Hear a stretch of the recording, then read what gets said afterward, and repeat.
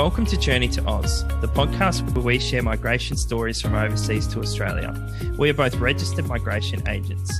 Evan, who specialises in employer-sponsor visas, and myself, Nick, who specialises in family visas. Over the years, we've helped many clients who have had very interesting stories to tell. Evan, as a specialist in employer-sponsored visas, you'd be happy with the latest migration update? Yeah, look, I'm thrilled with this, mate, because this was an announcement made last November, and it's finally been a piece of legislation which I could get my hands on. I gave it a couple reads through, and I'm really looking forward to the end of this podcast episode. I'm going to chat more about details of who can apply for this new PR pathway for the short-term stream holders, who and when, and I'll do a deep dive about it as well. But this is a great segue into who I interviewed in this episode, which was Avi, because Avi actually talks about how this can potentially help some of his employees in his business, this new change for the 482 and 457 holders. After serving as a soldier in the Special Forces of the Israeli Defence Force, Avi moved to Australia in 2006, where he sold art door to door while studying as a student. Fast forward to today, and he now owns a successful art retail business, Fantastic Framing, and has stores all around Australia. We talk about his journey, as well as how he managed to expand his retail business during the pandemic, which has seen so many others in the retail sector suffer. I started our chat by asking Avi about his upbringing in Israel.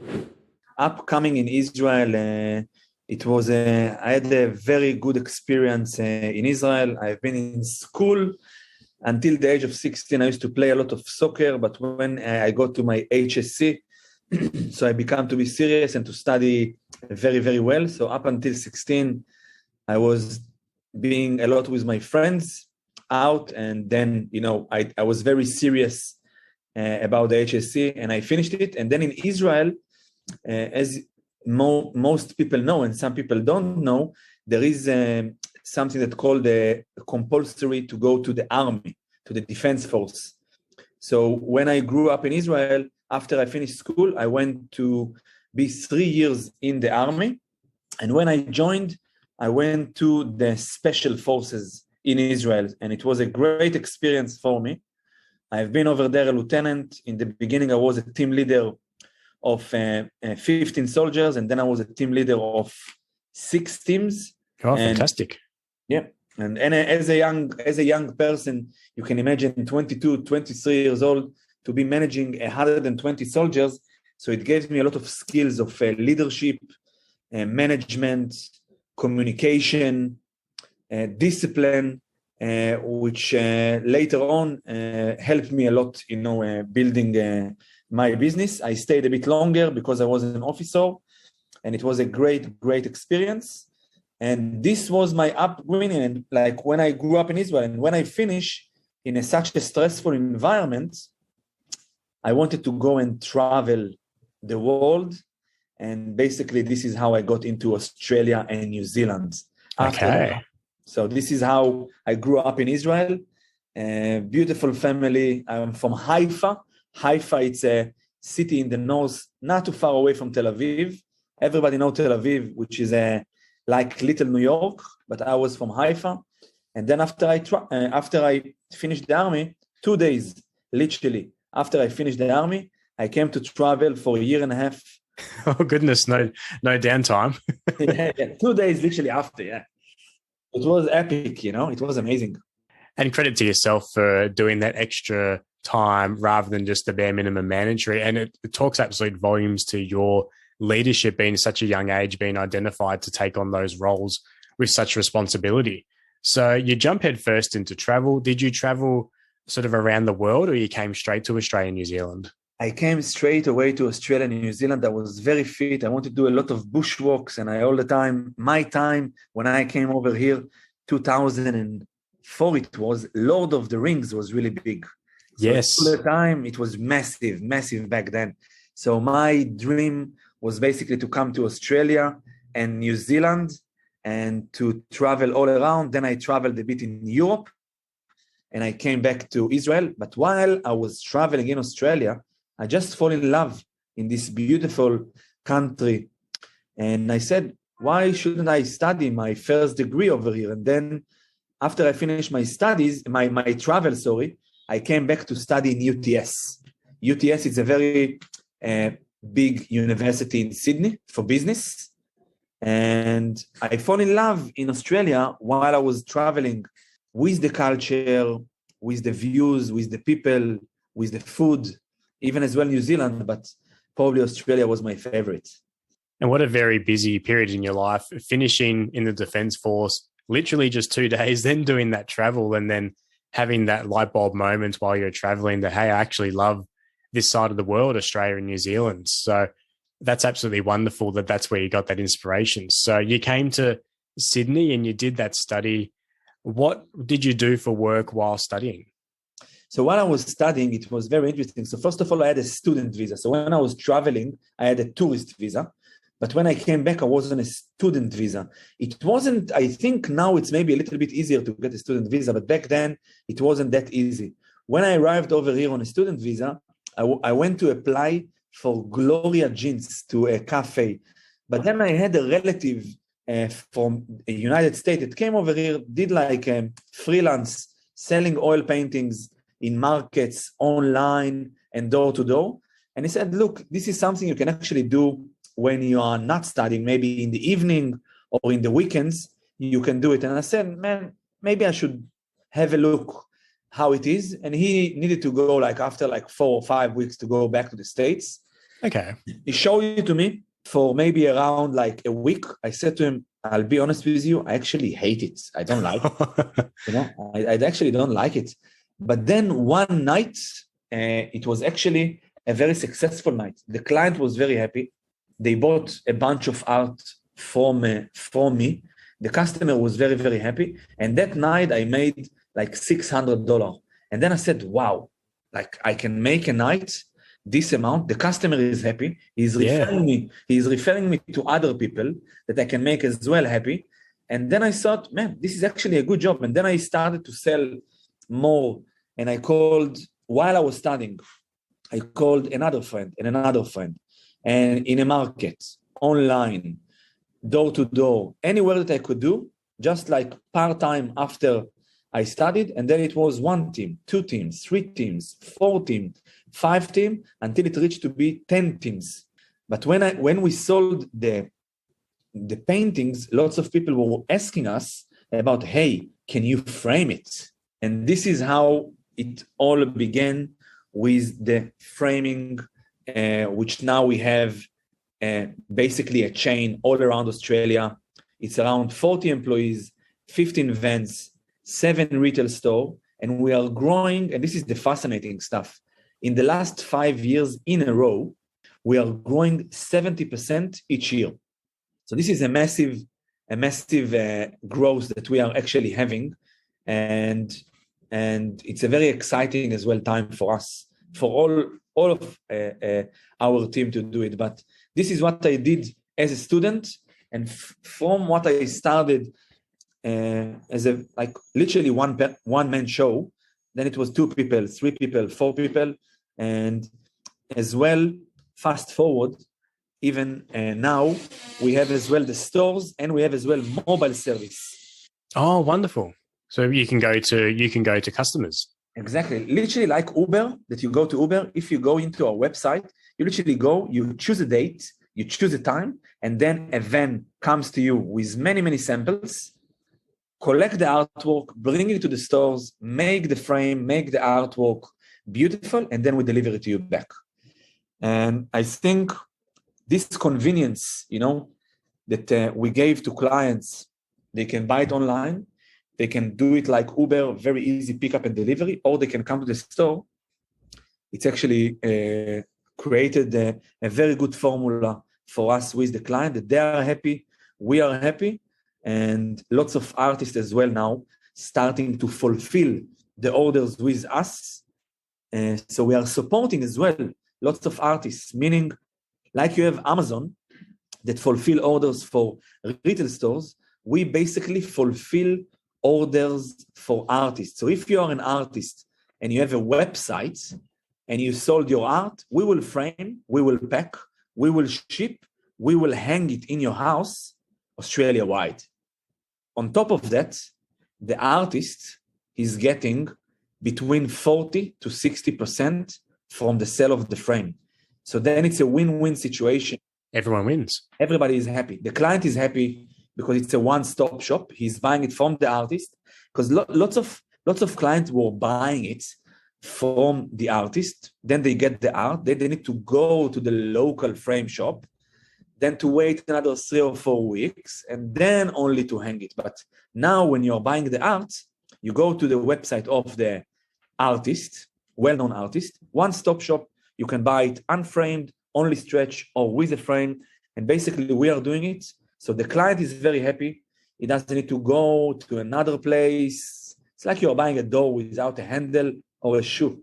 Yeah, and the community is all together, as you said, a local artist and a local framer and a local customer, a local buyer. Amazing. And this is how it's from one artist, then this artist told to another artist, and to like it's became in the community of art that we fulfill to many artists, photographer, interior designers, the art, and we actually created to our community more income. Imagine that, lots of people have the imagination that artists are all the time struggling. So we came and helped to many artists actually to create another source of income in their channel. And then the client is very happy, the artist is very happy, and the framer is very happy. So everybody wins, So this is a beautiful story that I think saved us. Yeah, because I was going to ask that, because as you said, last 5 years have all been growth on growth on growth. But the last 2 years, a lot of typical sort of physical brick and mortar stores, and particularly the retailers, have been massively suffering because of this pandemic era. Do you think it was your innovative ideas and those sorts of aspects you just ran through that really helped you, or was there a lot more to it than that? Was it determination and hope and vision that also played a part? So this is where I came to my past. When I served in the army, in the special forces, it was a very high pressure environment. And I think the best time that I'm functioning, it's actually under pressure. And when there was all the pressure, around COVID, we adapt very, very quickly. Many businesses didn't adapt because maybe they didn't have the knowledge, skills, or capital to do it.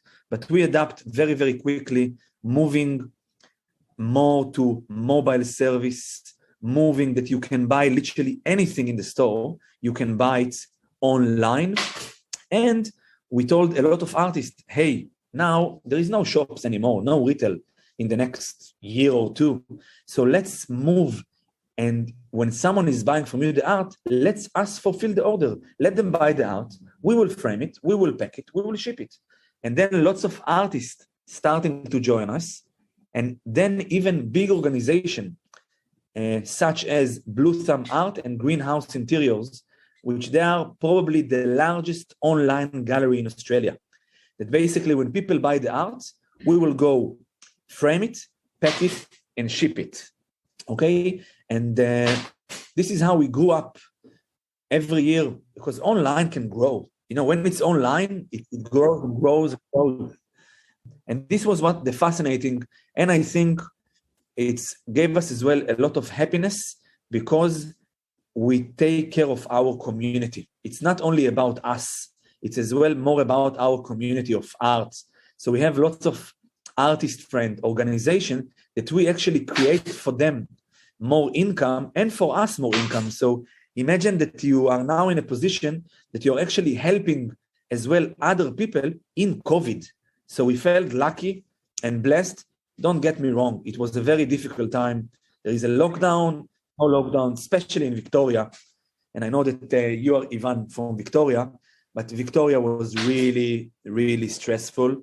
And the mobile service and the online kept us in the beginning above the water with our head, but then it actually wasn't like that. It actually was like booming in a way that in COVID, lots of people are now spending more money on the house. Yes, but they spend a lot of time. Yeah, like working from home, people were buying more couches, more TV, more artworks, more picture frames. People were organizing the house in isolation, and then they took out beautiful photos 20 years ago, and then, hey, we want to frame it, you know? But imagine it like multiply, you know, many people, hundreds, you know? So it was a very tough time for us with a lot of uncertainty, but we functioned very good, and we gave a lot of positivity into our community and to the people that surround us. And I think it was a very good time for us to learn, for all the team. And imagine when it's harder, the team actually become closer. So actually our relationship in the team, because things of COVID, we actually become more connected, more attached to one another. You know, guys, we need to do something different. We need to do it hard. And this is why you go to the website, you know, you can do literally anything from anywhere that you are. You're now in Wagga Wagga, in Dabo. You can order now and frame your jersey. You can send us your jersey signed by Messi or Ronaldo from Wagga Wagga. We will frame it. We will take care of it. We will ship it. And I think lots of people enjoy. And then when something goes well, people talk.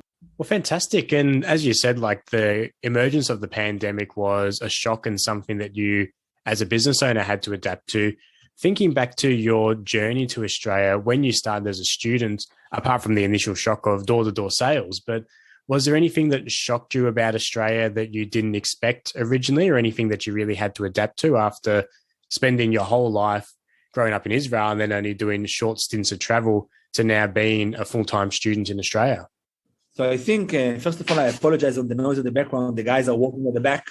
But I want to say to you that what I really liked about Australia is, first of all, the people.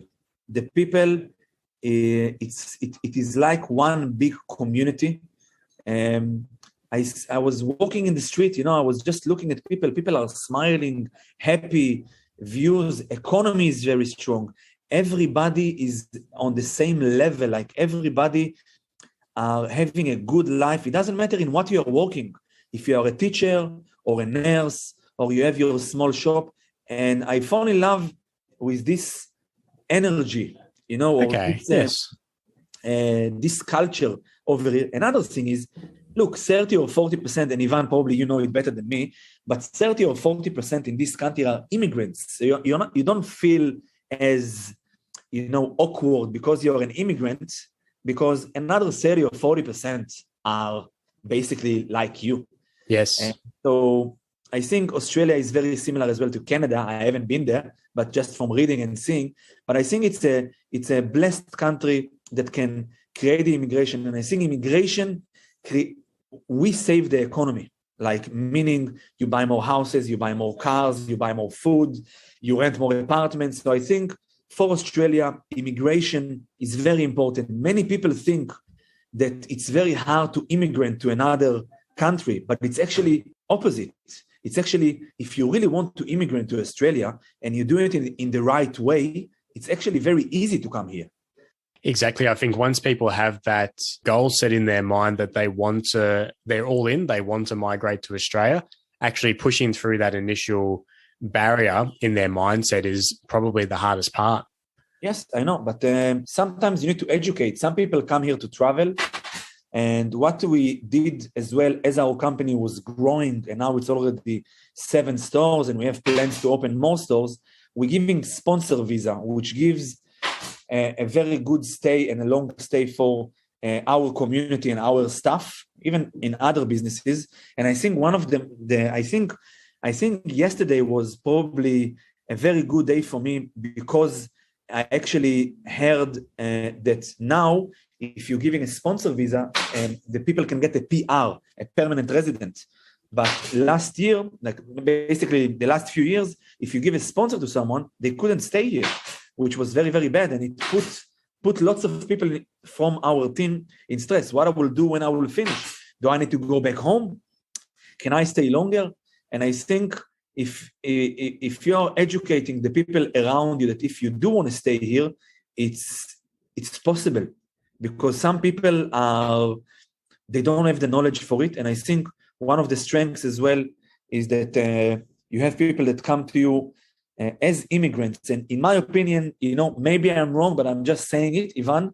I think immigrants, they are harder. They have more to prove. They don't have now the support from of course, mommy and daddy, So the bravery to take your life to, in some instances, the other side of the world, which was your case, and a lot of people, English isn't their first language, that bravery and the sacrifice having to go through, and then starting from, potentially zero, minimal savings, starting from scratch, starting a career from scratch. It's, as you said, you're exactly right. They haven't had the same support that other local Australians have had. Yeah, and I think it's a key for as well for a team, for Australia, that it helps a lot. The immigration push Australia, and I think it even pushed me as I came over here as an immigrant. I worked very hard. And when I say to you hard, it's 16 hours a day. Okay, yes. No days off in the weekends. Just to build, the business for myself and for my team. I see the success as well of the business. It's not only one man's show as me. The team is very, very strong. The culture that we build with, we want to spread the joy, spread, art, and don't leave empty walls all the time, to fill it with art. And it is for me and my team, it is, and lots of our staff are Australian, born here and raised, and lots of our staff are immigrants, and they want to stay, and they have the ability to stay, and they are educated with it. And I think it's just like we are blessed to be here in Australia. It's a beautiful country, beautiful economy, strong economy, and I think it's we are just blessed to be over here, because in other places in the world, sometimes you speak to people, they didn't even go out from Australia, So it was a very exciting time, and we have exciting time coming to us as well, as we are growing, our business, and it was a very good ride for us so far, and we are looking forward as well for the future. And that was going to be my final question, was what's next for your journey? Because we're chatting today from your 4th store, which is just opened in Sydney, and you've got 7 stores nationwide. So, Avi, what is the next journey for yourself personally, and also for Fantastic Framing? So our journey is to open a chain, with multiple stores all Australia. And when I say multiple stores, so it will be probably 30 to 40 stores. In addition, we want to open one main logistics area that will supply to all of those stores timber. So rather than to buy it from middlemen, to basically bring the timber in Australia from overseas, and basically as well supply to all of the picture frame store in Australia. So our plans are very, very big.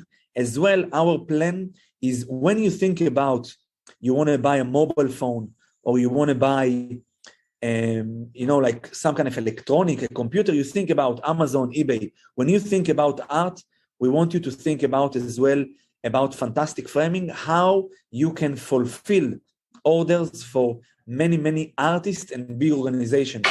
This is basically our vision. Our vision as well is to grow with our people. It's not a one-man show. People can grow in our company. And this is, I think, the fascinating, that when we open more stores, we don't do it as franchise, but we giving an option for our staff to be partners and shareholders, which create a very strong family. And the level of service is so high because our staff is staying for such a long time with us.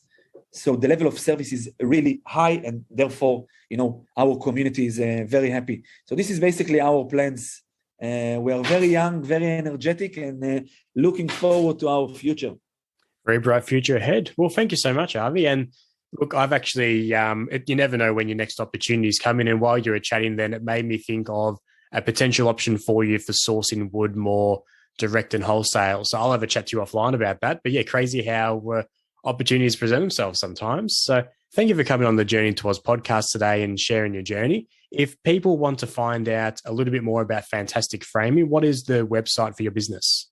So the website is fantasticframing.com.au. Check it out. Lots of artists, lots of frames, lots of options, and lots of good vibes in the website. How easy is that? And a lot more stores coming soon. Thank you so much for your time today, Avi, on joining us on the Journey Towards podcast. Thank you very much. Thank you, Ivan. Thank you for having me. Thanks for sharing that with us today, Evan. Avi did talk about some changes in the 482 visa program. Are you able to give us some updates on that? Yeah, look, in layman's terms, it's the short-term stream occupations now being able to have a pathway for permanent residency. So it's legislative instrument 22/038, and it overrides a couple earlier pieces of legislative instruments. So one of them, the main one, was 18/052, and its later update amendment, which was 20/019, which was always going to expire anyway, because the 18th of March, when the new legislative instrument came into place, was when the grandfathering provisions were going to expire. And what this does, it expands on the type of persons who can apply for permanent residency on the 186 transition stream.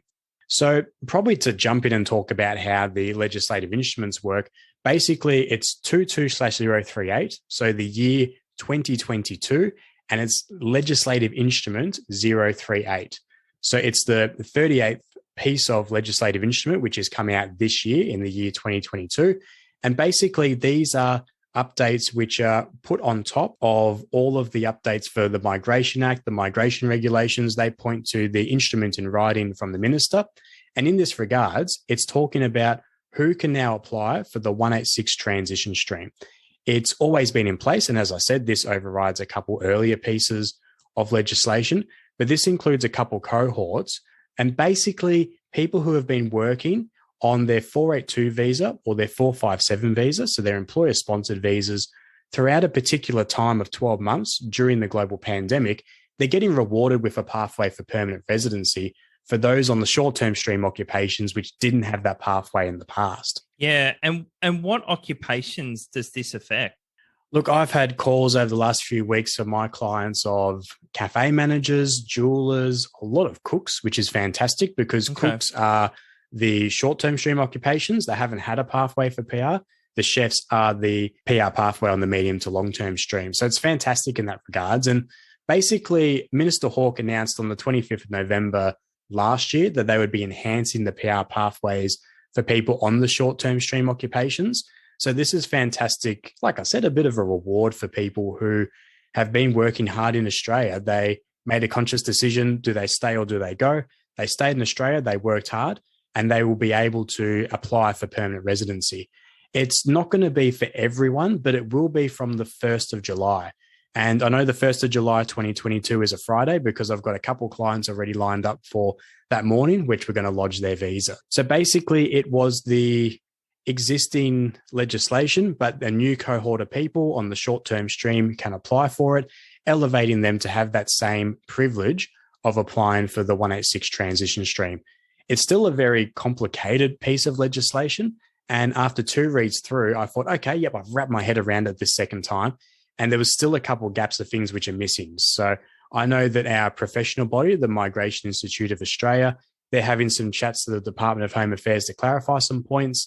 There's a lot of CPD going around for our profession. So there are some people which I'm unsure what way it can go for them.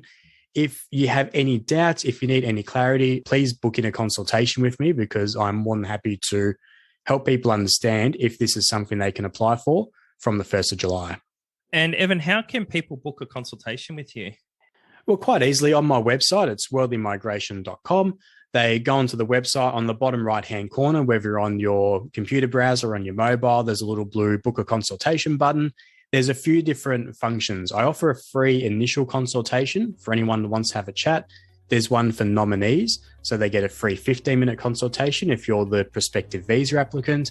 And there's a free 30-minute consultation if you're the employer and you want to have a go through from there. I like to have a chat to the visa applicant first for 15 minutes. If I see prospect of their case, we line up a consultation with that employer and they can invite the nominee along as a guest for 30 minutes. I screen share, I go through lots of different aspects of checklists and processing times and costs and stuff like that. But essentially, I want to have a chat to anyone anyway, so I offer that free initial consult, but a great way for listeners of the podcast today to find out if it's something they're applicable for.